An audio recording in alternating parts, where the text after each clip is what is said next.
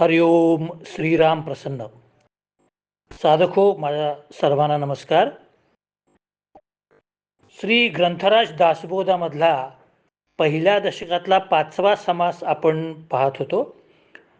त्यातला आता उर्वरित भाग आपण संत स्तवन हा भाग पाहणार आहोत. संत म्हणजे नक्की कुणाला म्हणावं? परमार्थाचा आधार असणाऱ्या सज्जनांना संत म्हणावं असं समर्थ म्हणतात. परमार्थ म्हणजे काय? तर जो परमात्मा आहे त्याच्या अस्तित्वाची जाणीव आपल्याला कशा प्रकारची होते आणि ती जाणीव ठेवून आपण आपला अहंकार दूर करून सगळं काही परमात्म्याच्या चरणीच आपण व्हायचं आहे आणि कुठल्याही गोष्टीबद्दल आसक्ती न ठेवता हे सगळं परमात्म्यानेच दिलेलं आहे असं समजून शांतपणे आयुष्य घालवायचं आहे.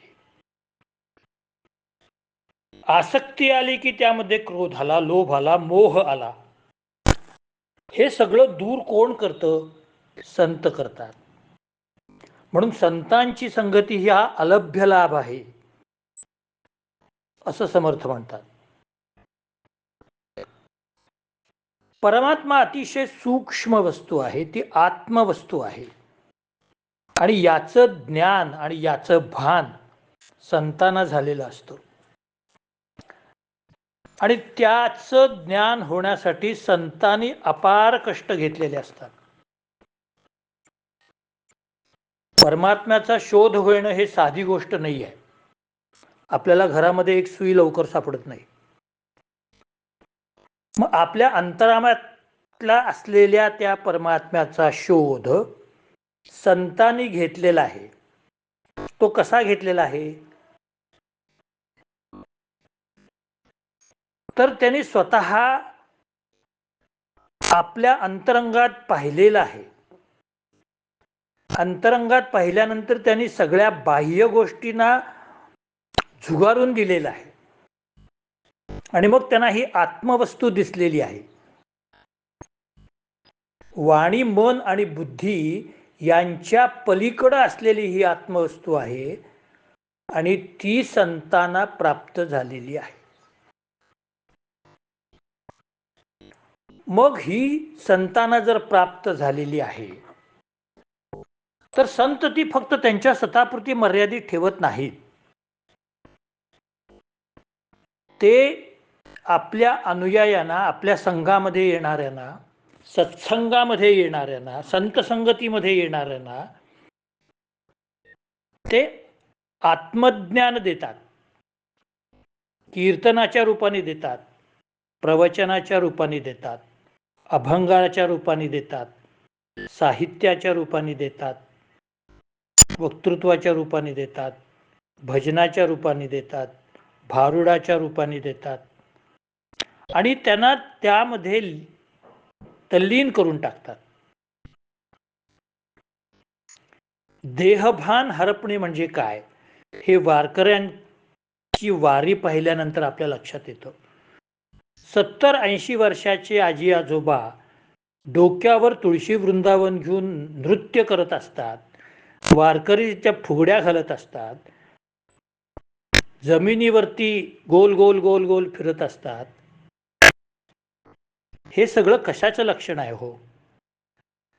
त्यांना काय ह्या कला दाखवून काय पैसे मिळवायचे आहेत? त्यांना हा काय खेळ करायचा आहे? विसरलो कैसे देहभान, केशवाचे भेटी लागलेसे पिसे, विसरलो कैसे देहभान, संत गोरा कुंभार म्हणतात. त्यांना परमेश्वराची ओढ एवढी लागलेली असते की त्यांना देहभान अजिबात नसतं. आता माझी गुरं काय करत असतील, आता शेतात काय झालं असेल, आता घरात काय झालं असेल, माझ्या शेळ्या मेंढ्या कोंबड्या काय करत असतील, काही त्यांना देणं घेणं नसतं त्याच्याशी.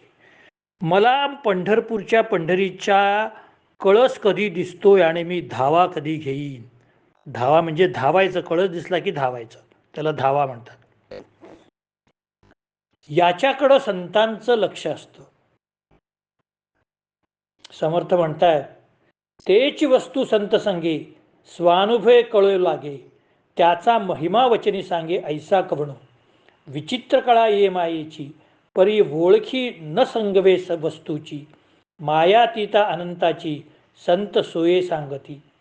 वस्तूचे वर्णिले नवचे, तेची स्वरूप संतांचे, या कारणे वचनाचे कार्य नाही. संत आनंदाचे स्थळ, संत सुखची केवळ, नाना संतोषाचे मूळ, ते हे संत. संत विश्रांतीची विश्रांती, संत तृप्तीची तृप्ती, नांतरी भक्तीची फळश्रुती, ते हे संत. काय उपमा दिली आहे महाराज. संत काय आहे आणि सत्संग का करावा. सत्संगानं आपल्याला जी कधीही अगम्य वाटणारी गोष्ट असते ती संतांच्या संगतीने गम्य होते. संतांना जो अनुभव येतो तोच साधकाला अनुभव येतो. संत स्वार्थी नसतात हो. झालं आपल्याला परमेश्वराचं ज्ञान झालंय ना, आपल्याला आत्मज्ञान झालंय ना, आपण आपल्या अंतरात्म्यामध्ये आपल्या विठूला पाहिले ना, परमात्म्याचं दर्शन आपल्याला झालंय ना, जाऊ दे संपलो की विषय, कशाला दुसऱ्याला सांगायला जायचं. अशी संतांची भूमिका कधीच नसते. म्हणून संत कसे असतात याचं वर्णन समर्थ करतात.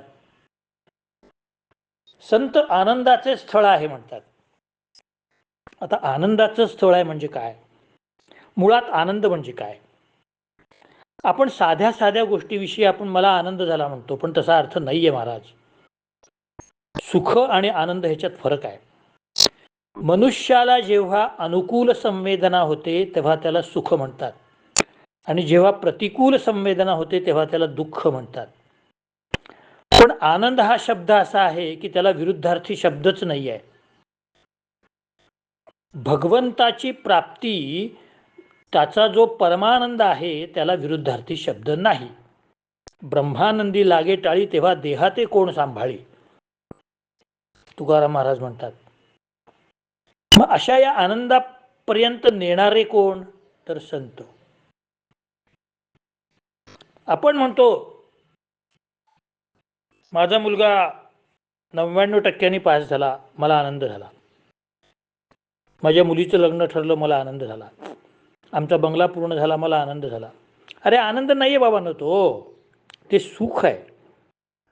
तुमच्यामध्ये प्रतिकूल संवेदना जागृत झालेली आहे, तुमच्या मोहाची संवेदना जागृत झालेली आहे, ते सुख आहे, तो आनंद नाही. आनंद एकच फक्त, परमात्म्याचा दृष्टांत होणे, परमात्म्याचा अनुभव येणे, परमात्म्याचं दर्शन होणे आणि त्या सूक्ष्म तत्वाचं आकलन होणे, हाच फक्त परमानंद आहे. दुसरा आनंद नाही. कारण तुम्ही जर याला आनंद म्हणालात, तो आनंद शाश्वत नाही आहे. कारण जगात कुठलीच गोष्ट शाश्वत नाही आहे. पृथ्वी, आप, तेज, वायू, आकाश या महाभूताशिवाय आणि परमात्म्याच्या आत्म्याशिवाय कोणतीही गोष्ट शाश्वत नाही. मग या पांचभौतिक वस्तू ज्या आहेत ती कार्यद्रव्य आहेत, आणि पंचमहाभूत आणि आत्मा ही कारणद्रव्य आहेत. मग कार्यद्रव्यांचा कधीही नाश होणार आहेच. साधा मातीचा घट असू दे किंवा मोठा बंगला असू दे, काय उद्या पूर आला, भूकंप झाला, बिल्डिंग बरोबर नसली, काहीतरी होऊ नये, अशा गोष्टी अशुभ बोलू नये, पण एखादा वाहनाने डॅश मारला, प्रत्येक गोष्ट ही डॅमेज होऊ शकते. परंतु आत्मतत्वाचा अनुभव हा कधीही डॅमेज होत नाही. कारण आत्मा अमर आहे, तो पांचभौतिक नाही. आपल्याकडं आत्मा आहे. मग जसं संत ज्ञानेश्वर माऊली म्हणतात, या हृदयीचे त्या हृदयी घातले, म्हणजेच काय झालं, तुझ्यातला जो आत्मा आहे आणि माझ्यामधला जो आत्मा आहे, माझ्यामधल्या आत्म्याला परमात्म्याचं स्वरूप गवसलेलं आहे, ते आता मी तुझ्या आत्म्यामध्ये सोडतो आहे. अगदी साध्या भाषेत सांगायचं तर एवढी संतांची वृत्ती ही ब्रॉड माइंडेड असते. आपण एखाद्याला म्हणलं जरा चित्र दाखव रे, तुझ्या हातात काय चित्र आहे ते, तो म्हणतो नाही मी का दाखवू. परंतु संत लोक हे साक्षात परमात्म्याची अनुभूती देणारे आहेत आणि म्हणून ते आनंदाचे स्थळ आहेत. ते विश्रांतीची विश्रांती आहेत. बघा, विश्रांती म्हणजे काय? विश्रांती आपण कधी घेतो? जेव्हा आपण खूप श्रम करतो तेव्हा आपण विश्रांती घेतो. मग आपण कुठले श्रम केलेत? आपण परमेश्वराचा शोध घेण्याचे श्रम केलेले आहेत. आणि मग परमेश्वराचा शोध आपला कुठं थांबतो? जेव्हा आपल्याला संत संगती प्राप्त होते, मग त्यावेळेला आपण विश्रांती घेतो संताजवळ येऊन.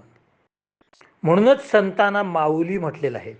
लहान बाळ जसं खेळून दमतं आणि नंतर आईच्या कुशीत येऊन ते शांतपणे राहतं, विश्रांती घेतं, तसे आपण अज्ञानी बालक ज्ञानेश्वर माऊलींसारख्या संतांच्या संगतीमध्ये आलो की आपणही विश्रांत होतो. विश्राचा विश्राम रे, विश्वाचा विश्राम रे, स्वामी माझा राम रे, समर्थ रामदास म्हणतात एका अभंगामध्ये. या सगळ्या विश्वाचा विश्राम शेवटी काय आहे? तर परमात्मा आहे. चिरविश्रांती ही तिथंच घ्यायची आहे. आणि इहलोकावर तुम्हाला जर विश्रांती पाहिजे असेल तर सत्संगच पाहिजे, संतसंगच पाहिजे. तुम्ही खोलीमध्ये पलंगावर झोपून फॅन लावलाय, ती विश्रांती नाही, ती रेस्ट आहे, रेस्ट. कारण तुम्हाला माहिती आहे की आपण आत्ता झोपलो तरी थोडा वेळाने आपल्याला उठायचं आहे, परत काम करायचं आहे, परत जायचं आहे. कारण आपल्या मनामध्ये अजून भरपूर काय काय काय काय प्लॅन असतो. तर आपलं बँकेत जायचं आहे, पोस्टात जायचं आहे, ATMला जायचं आहे, भाजी आणायची आहे, किराणा दुकानात जायचं आहे, मुलांना नातवंडांना शाळेत सोडायचं आहे, त्याला नंतर ट्युशनला सोडायचं आहे, गाडी सर्व्हिसिंगला टाकायची आहे, झाडांचं काहीतरी करायचं आहे, खूप गोष्टी आहेत. मग ह्या सगळ्यातून आपण विश्रांती कुठे घेतो? घेतच नाही. आपण घेतो ते फक्त काय आहे? शारीरिक एक स्टॉप आहे, फक्त एक स्थानक आहे, पण ती विश्रांती नाही. तो पॉज आहे, फक्त पॉज. मग पॉज म्हणजे काय? हा तात्पुरता घेतलेली एक स्टेप असते. पण विश्रांती म्हणजे काय? खूप वेळ आपण त्या विश्रांतीमध्ये शांत मनाने जातो. त्या ठिकाणी मन शांत होतं आपलं. कारण मनामध्ये कुठलेही विकल्प राहत नाहीत, म्हणून मन शांत होतं. विकल्प आले की मन शांत राहत नाही. मग समर्थ म्हणतात, संत विवेकाचे भांडार. बघा, विवेक म्हणजे काय? सारासार विचार करण्याची बुद्धी म्हणजे विवेक. चांगलं काय आणि वाईट काय, what to do and what not to do. विवेक अवस्थेत गेला म्हणजे माणसाला डायलेमा नसतो. To be or not to be हा प्रश्नच येत नाही. इट शुड बी, एवढंच. ते उदारपणे सहकार्य करणारे असतात. संत तुकाराम महाराजांनी आपली सगळी शेती वाडी सगळं पैसे अडके सगळं देऊन टाकलं लोकांना आणि संन्यास येऊन गेले. कर्नाटकातल्या संत पुरंदरदासांनी आपले सगळं घरातलं सोनं नाणं काय असेल ते दान करून दिलं आणि ते आध्यात्मिक मार्गाला लागले. समर्थ रामदासांनी सावधान म्हटल्यानंतर घर दार घरातले आई वडील सगळे भावंड सगळ्यांना सोडून ते लांब पळाले आणि ते नाशिक जिल्ह्यामध्ये कुठेतरी त्यांचं तपश्चर्या सुरू झाली आणि मग त्याने देशाटन केलं आणि मग शिवथर गडला येऊन कल्याणाकडून हे लिहून घेतलं त्यांचा जो परमशिष्य.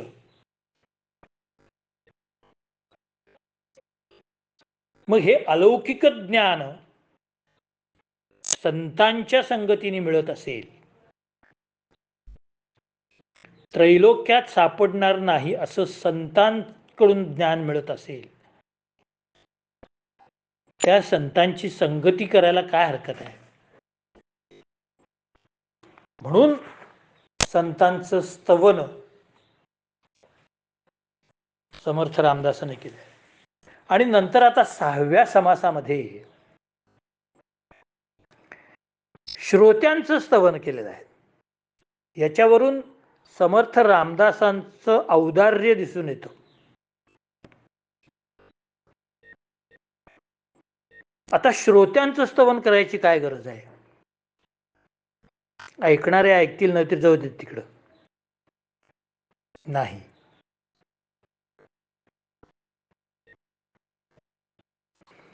कारण त्यांना माहित आहे की श्रोते हे आदरणीयच आहेत. बर, श्रोते आदरणीय काय आहेत. श्रोते स्तवन जे त्यांनी 6व्या समासामध्ये सांगितलेलं आहे, त्याच्यामध्ये ते म्हणतात की इथं जे श्रोते बसलेले आहेत, दासबोध ऐकायला जे बसलेले आहेत, त्यांना आता मी वंदन करतो. कारण ते भक्त आहेत, ज्ञानी आहेत, संत आहेत, सज्जन आहेत, विरक्त आहेत, योगी आहेत, गुणसंपन्न आहेत आणि सत्यवादी आहेत. श्रोते असतील तर वक्त्याला किंमत आहे. हो, काय एखाद्या भाषणाला आपण गेलो, एखाद्या व्याख्यानाला आपण गेलो, हॉल फुल असेल, बाहेरही काही लोक थांबलेत, तर म्हणतात वा, वक्ता चांगला दिसतोय. आपण फलटणचे प्राध्यापक शिवाजीराव भोसलेंची भाषणं ऐकली असतील. त्यानंतर अटल बिहारी वाजपेयींची भाषणं ऐकली असतील. गडकरी म्हणजे माधव गडकरींची भाषणं ऐकली असतील. आत्ताचे गडकरी पण छान बोलतात. असे अनेक वक्ते होऊन गेलेले आहेत की ज्यांचे बाबासाहेब पुरंदरेंचं शिवचरित्र ऐकलं असेल. हे असे अनेक वक्ते होऊन गेलेले आहेत की ज्यांचं भाषण ऐकण्यासाठी लोक तडफडतात. पुढच्या रांगेत कधी बसू आणि कधी हे भाषण सुरू होईल. आणि हा श्रोत्यांचा जो महापूर आहे, त्या श्रोत्यांच्या महापुराला वंदन करताहेत, त्यांचा आदर करताहेत. कारण ज्या अर्थी श्रोते ऐकायला आलेले आहेत, त्या अर्थी समर्थ म्हणतात मी काय लिहिलेलं आहे ते ऐकण्यामध्ये त्यांना इंटरेस्ट आहे, नाहीतर ते आलेच नसते. मग ज्या अर्थी दासबोध ऐकण्यामध्ये त्यांना इंटरेस्ट आहे, त्यांना रस आहे, त्या अर्थी ते काय असले पाहिजेत, भक्त असले पाहिजेत. कारण अध्यात्म आहे, देवाचं वर्णन आहे. ज्ञानी असले पाहिजेत, कारण आत्मज्ञान आहे. संत असले पाहिजेत, कारण संतांना ज्ञान गोळा करण्याची लालसा असते. सज्जन असले पाहिजेत, म्हणजे दुसऱ्या नको त्या ठिकाणी न जाता दासबोध ऐकायला आलेले आहेत, म्हणजे ते सज्जन असले पाहिजेत. विरक्त असले पाहिजेत, नाहीतर घरात बसून टी व्ही बघत असले असते. आता कुठली सिरियल आहे, ह्याच्यानंतर कुठली आहे, दिवसभर चाललेलं असतं. ते सोडून इथं आलेत म्हणजे ते विरक्त आहेत, योगी आहेत.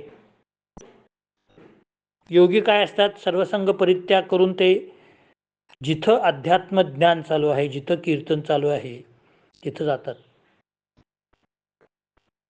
गुणसंपन्न असले पाहिजेत. गुण हा गुणिषु पूजनते नतुलिंगम नचवया, संस्कृत भाषेत एक वचन आहे.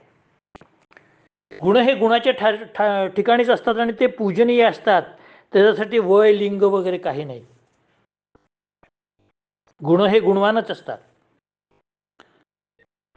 ज्ञानेश्वर माऊलींनी 16व्या वर्षी ज्ञानेश्वरी लिहिली, जाऊ दे, लहान आहे पोरगं, काय लिहिलं असेल, काहीतरी लिहिलं असेल असं समजले नाहीत लोक. ज्ञानेश्वरी 600 वर्ष झाली तरी आज खेडोपाडी त्याचं पारायण होतं, सप्ताह होतो, त्याच्यावरती PhD करतात लोक. संत तुकाराम महाराज कधी शाळेत गेले नाहीत, पण त्यांच्या अभंगावर लोक PhD करतात. याचं कारण काय आहे? हो, हे शाश्वत वाङ्मय आहे, अक्षर वाङ्मय आहे. आणि या गुणवान लोकांनाच अशा प्रकारच्या वाङ्मयाची किंमत असते. आणि ती गुणग्राहकता ज्याच्यामध्ये आहे तो स्वतः अगोदर गुणसंपन्न असावा लागतो, तर त्याला गुणाची किंमत कळते. एक सुंदर सुभाषित संस्कृत भाषेत आहे, गुणी हे एव जानंती गुणवानस्य परिश्रमः नहि वंध्याभिजानाती गौरी प्रसव वेदनम. म्हणजे गुणवान लोकांनाच गुणवान लोकांची किंमत कळते. त्याच्यासाठी त्याने उदाहरण दिलंय, ज्या स्त्रीला मुलं झालेली आहेत तिलाच प्रसूती वेदना म्हणजे काय ते कळतं. याचा अर्थ काय? समर्थानी हे दासबोध लिहिण्यासाठी किती कष्ट घेतले असतील ते या गुणवान आणि सत्यवादी लोकांना माहिती आहे, म्हणून ते त्या ठिकाणी आवर्जून येऊन राहिलेले आहेत. एक सत्वाचे सागर, एक बुद्धीचे आगर, एक श्रोते वैरागर, नाना शब्दरत्नाचे.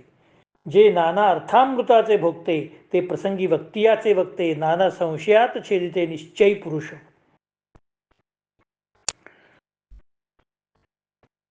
अनेक प्रकारचे लोक, नाना प्रकारचे लोक या ठिकाणी आलेले आहेत. ते नाना प्रकारचे लोक आलेले आहेत, त्यांचा अधिकार काय आहे? आता सगळे जे श्रोते आलेले आहेत ते एकसारखे नाही आहेत. कुणाला दासबोधातलं व्याकरण बघायचं असेल, कुणाला दासबोधातला विषय बघायचा असेल, कुणाला दासबोधातला लौकिकार्थ बघायचा असेल, कुणाला दासबोधातलं ब्रह्मज्ञान बघायचं असेल, कुणाला दासबोधाची शैली बघायची असेल, असे अफाट प्रकारचे लोक आहेत जगात. जसं एखाद्या कीर्तनाला अनेक प्रकारचे लोक येतात. कुणाला त्या कीर्तनकार बुवांचं गाणं कसं आहे ते ऐकायचं असतं, कुणाला तो पखवाज कसा वाजवतो हे ऐकायचं असतं, कुणाला तो हार्मोनियमचा स्वर कसा धरतो हे ऐकायचं असतं, कुणाला कीर्तनकार काय सांगतात, अध्यात्म विषय काय आहे, पूर्वरंग काय आहे, उत्तर रंग काय आहे ते ऐकायचं असतं. असे अनेक प्रकारचे लोक अशा जाहीर कार्यक्रमाला येत असतात. आता दासबोध ऐकायला जे लोक आलेले आहेत असे अनेक प्रकारचेच लोक आलेले आहेत, आणि त्याच्यामुळे ही सभा शोभून दिसते आहे असं समर्थ सांगतात.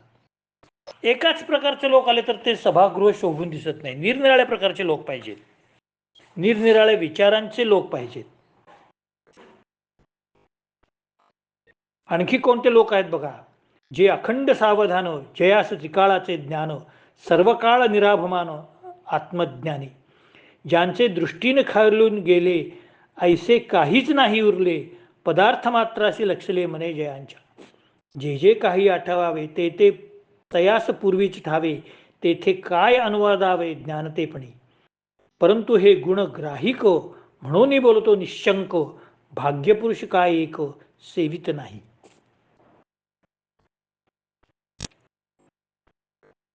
काही श्रोते मंडळींना आधीच माहीत असतं की ब्रह्मज्ञान काय आहे, पण ते समर्थांच्या भाषेत त्यांना ऐकायचं असतं. म्हणजे त्याच्यावर आणखीन काही नवीन विचार आपल्याला कळेल का ही उत्सुकता असते. हे सगळे सकारात्मक विचार करणारे असतात बरं का. श्रोते जे आवर्जून आलेले असतात ना, कोणीतरी खोडसाळपणानं समर्थ रामदासांची चूक काढलेला आलेले नसतात.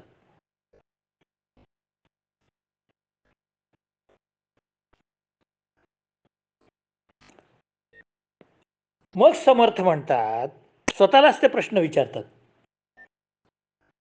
की हे नारायणा, जर तुला माहित आहे की तुझं हे दासबोध ऐकण्यासाठी सगळे बुद्धिमान, विद्यासंपन्न, योगी, गुणसंपन्न, ज्ञानी, पंडित हे सगळे आलेले आहेत.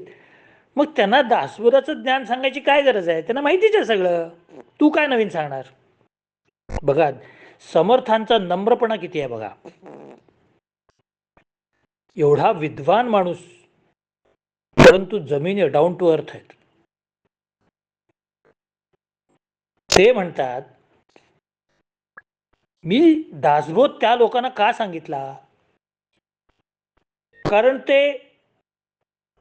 कुणाचा अव्हेर करत नाहीत, ना उमेद करत नाहीत, ते गुणग्राही आहेत. त्यामुळे मी त्यांना मोकळेपणाने सांगू शकतो. ते बुद्धीच्या दृष्टीने ऐश्वर्य संपन्न असतील, परंतु ते मनाने सुद्धा ऐश्वर्य संपन्न आहेत. त्यांनी संस्कृत भाषेमध्ये भरपूर ज्ञान मिळवलेलं आहे. संस्कृत भाषेच्या पक्वान्नांचं सेवन केलेलं आहे, परंतु रुचिपालट म्हणून मराठी ग्रंथ त्यांच्या समोर ठेवण्यात मला आनंद आहे. काय उपमा आहे महाराज, काय शब्द आहेत. काय म्हणतात समर्थ, सदा सेविते दियांनी पलटा कारणे आवेट आणणे, तैसीच माझी वचने पराकृते. उत्तम उत्तम पक्वान्न त्याने आत्तापर्यंत सेवन केलेली आहेत. संस्कृत भाषेतलं उत्तमोत्तम ज्ञान त्याने ग्रहण केलेलं आहे. उत्तमोत्तम ग्रंथ वाचलेले आहेत, वेद वाचलेले आहेत, उपनिषद वाचलेले आहेत, आरण्यक वाचलेले आहेत, ब्राह्मण्य वाचलेलं आहे, त्यानंतर वेदांग वाचलेली आहेत, इतिहास, ज्योतिष, पुराण, व्याकरण, पाणिनीचं व्याकरण वाचलेलं आहे. परंतु हे सगळं ज्ञानाचं भांडार त्यांच्या डोक्यामध्ये असलं तरी सुद्धा जरासं रुचिपालट म्हणून कुठंतरी आपल्या पानामध्ये लिंबू चटणी बिटणी छोटीशी असते की नाही, रुचिपालट म्हणून, तसं हे माझं हे दासबोध आहे. बघा स्वतःकडे किती कमीपणा घेतला, एवढा महान ग्रंथ लिहून सुद्धा. एवढी त्यांची नम्र भूमिका आहे.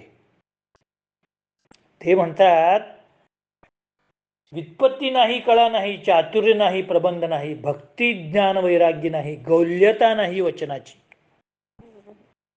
माझ्याकडे काय आहे खरं म्हणजे? हे इतके विद्वान लोक माझं दासबोध ऐकायला आले कसे, हेच मला एक एकदा आश्चर्य वाटते. म्हणतात ते बघा वास्तविक मी कसा आहे, मी कधी पद्धतशीर गुरुगुरी जाऊन अभ्यास केलेला नाही. माझ्याकडं कुठलंही कला नाही.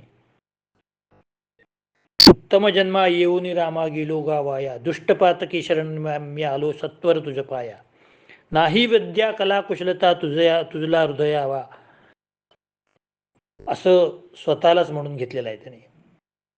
ते म्हणतात माझ्याकडे विद्वत्ता नाही, कला नाही, चातुर्य नाही, नीट मांडणी करता येण्यासारखी माझी बुद्धी नाही, भक्ती ज्ञान वैराग्य नाही, मला सुंदर शब्दांची रचना करता येत नाही,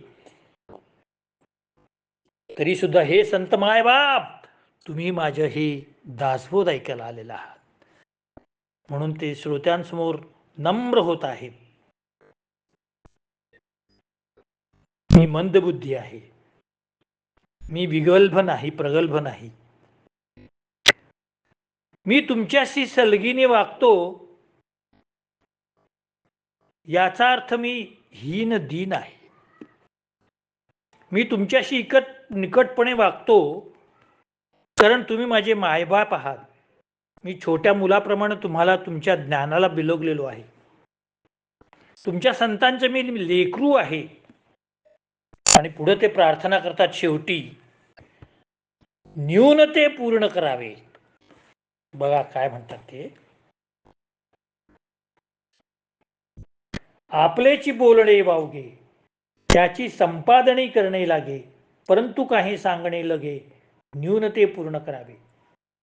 हे तो प्रीतीचे लक्षण, स्वभावेची करी मन, तैसे तुम्ही संत सज्जन, मायबाप विश्वाचे.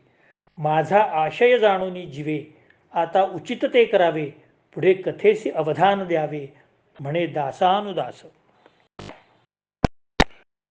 ते सगळ्या संत लोकांना, बुद्धिमान लोकांना, गुणसंपन्न लोकांना, योगी लोकांना, विद्यासंपन्न लोकांना, बुद्धिमान लोकांना, बहुश्रुत लोकांना, ज्यांनी सगळं संस्कृतचं वाङ्मय वाचून घनपाठी झालेले आहेत, असे लोक दासबोध ऐकायला आलेले आहेत. समर्थांना वाटते हे काय माझ्या सूर्यासमोर काजवा धरावा तसं झालंय. परंतु समर्थ म्हणतात, तुम्ही इथं माझं दासबोध ऐकायला येऊन माझ्यावरती खूप मोठे उपकार केलेले आहेत. आता तुम्हाला माझी एकच विनंती आहे, माझ्याकडे ज्ञान नाही, विद्या नाही, कला कुशलता नाही, शब्दरचना नाही, शब्द भांडार नाही, शैली नाही, पण हे दासबोध ऐकल्यानंतर तुम्हाला यामध्ये जे न्यून वाटतंय ते पूर्ण करावे, ही प्रार्थना. दासबोध सांगताना मी जर काही वावगं तुम्हाला त्याच्यामध्ये आढळलं तर तुम्ही सांभाळून घ्या, कारण तुम्ही संत आहात. तुमच्या संतपणाचा मी फायदा घेतोय. ज्याप्रमाणे वाघसिंह बघितल्यानंतर लहान मूल आई वडिलांना बिलगतं, त्याप्रमाणे संत सज्जन तुम्ही मायबाप आहात. माझ्या अज्ञानाच्या भीतीने मी तुम्हाला बिलकलोय. माझं अज्ञान प्रकट होईल या भीतीने मी तुम्हाला बिलकतो, ते माझं दुरुस्त करा.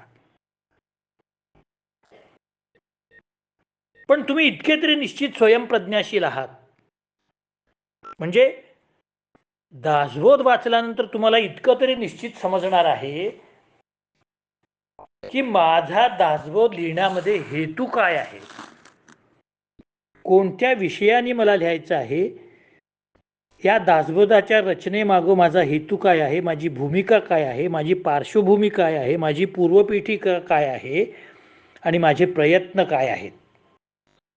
इतकं तर तुम्हाला नक्की समजेल.